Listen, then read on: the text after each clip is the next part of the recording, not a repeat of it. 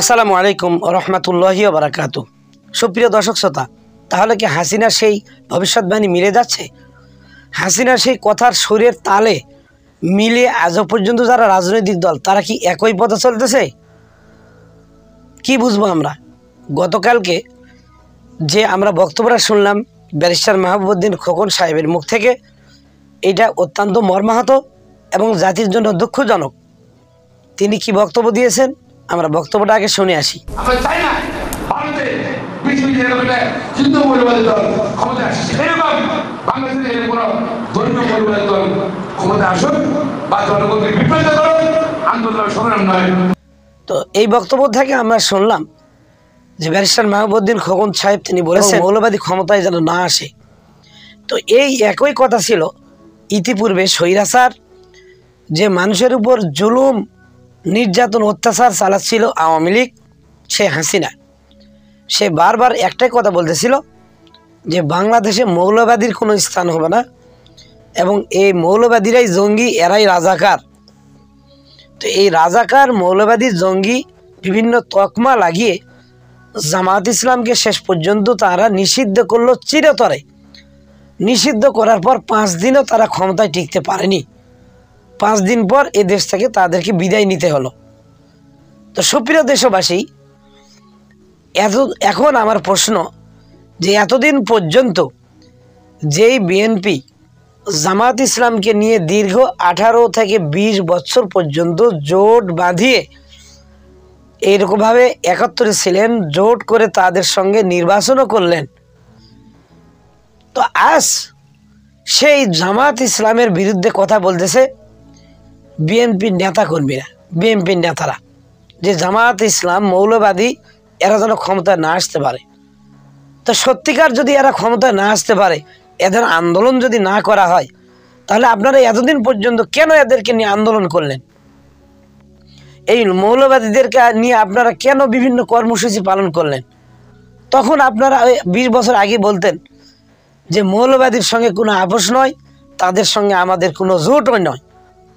এই তো গত 2 দিন আগে আপনারা চরমনায় গেলেন, চরমনায় হুজুরের সঙ্গে এক জায়গায় হয়ে সেখানে নামাজের টাইম হয়েছে, আপনারা নামাজ আদায় করলেন, মাথায় টুপিও দিলেন, সেখানে আপনারা ঐক্য করলেন।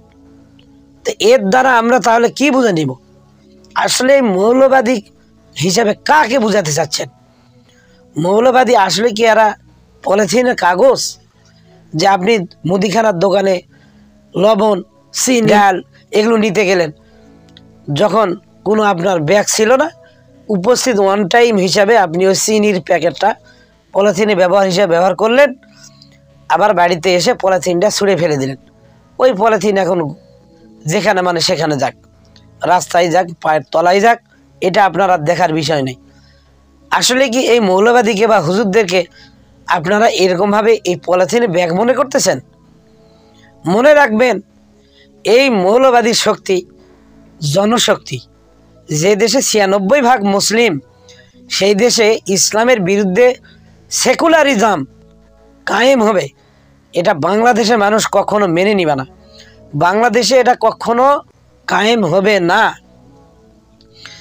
একটা কোরআনের বিরুদ্ধে আইন যদি পাশ হয়, গোটা 18 কোটি জনগণ কালকে রাস্তার মধ্যে নামিয়ে পড়বে, হোক এটা ইউনূস সরকার অথবা অন্তর্বর্তীকালীন যে কোনো সরকারই হোক। তো আপনারা এতদিন পর্যন্ত যেই মৌলবাদীদেরকে নিয়ে আন্দোলন করলেন, ইতিপূর্বে হাসিনার সময় তারা ভারতে একটা অবজেকশন জানালো আপনাদের বিরুদ্ধে যে যারা রাজাকার মৌলবাদী, এই মৌলবাদী শক্তিদেরকে নিয়ে বিএনপি আন্দোলন করতেছে আমাদের স্বাধীনতার বিরুদ্ধে নিয়ে। তখন আপনারা এই মৌলবাদীর পক্ষে বিভিন্ন কথা বলেছেন। তারপরে হাসিনা যখন এই জামাত ইসলামের নিবন্ধন পুরোপুরি রাজনীতি এই দেশ থেকে নিষিদ্ধ করে, তখন আপনারা বিভিন্ন বিবৃতি বক্তব্য দিয়েছেন যে সকলের রাজনীতি করার অধিকার আছে।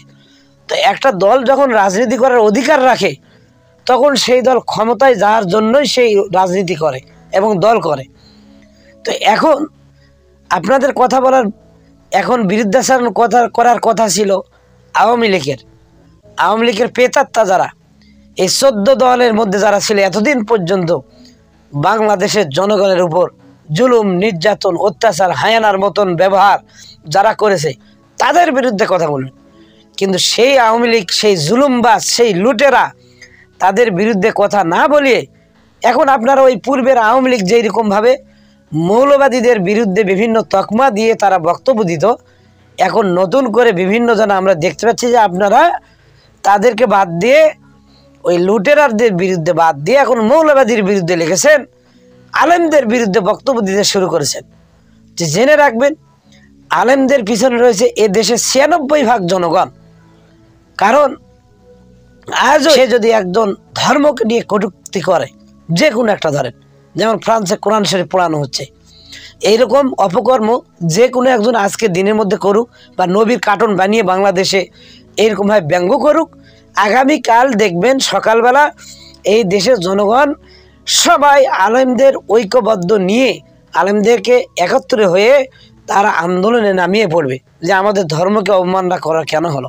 কেননা এই দেশের মানুষ বিভিন্ন তাদের মত স্বাধীনতার কারণে অনেকে অনেক দল করতে পারে, কিন্তু ইসলামের ব্যাপারে, কোরআনের ব্যাপারে, নবীর ব্যাপারে সব লোকজন সকলে ঐক্যমত যে উই আর মুসলিম, আমরা হলাম মুসলিম, যে আমাদের আর কোনো ভেদাভেদ নাই, এখন আমাদের ধর্মকে অবমাননা করা হচ্ছে।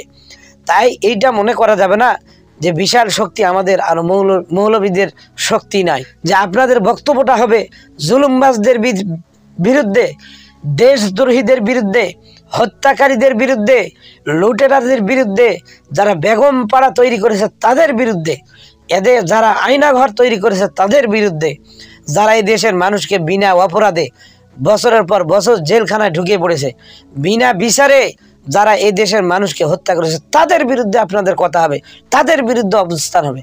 কিন্তু সেগুলো না করিয়ে উল্টো যদি আলেমদের বিরুদ্ধে আজ বক্তব্য হয়, এইটা এ দেশ, সমাজ, জাতি কখনো মেনে নিবে না, এটা ভালো করে মনে রাখবেন। তাই সম্মানিত এই সমস্ত বিভিন্ন রাজনৈতিক নেতৃবৃন্দ, আপনাদেরকে অত্যন্ত সবিনয়ের সহিত বলতে চাই যে আপনারা নিজ নিজ গতিতে নিজ নিজ আপনাদের সংগঠনের কাজ আপনারা করুন।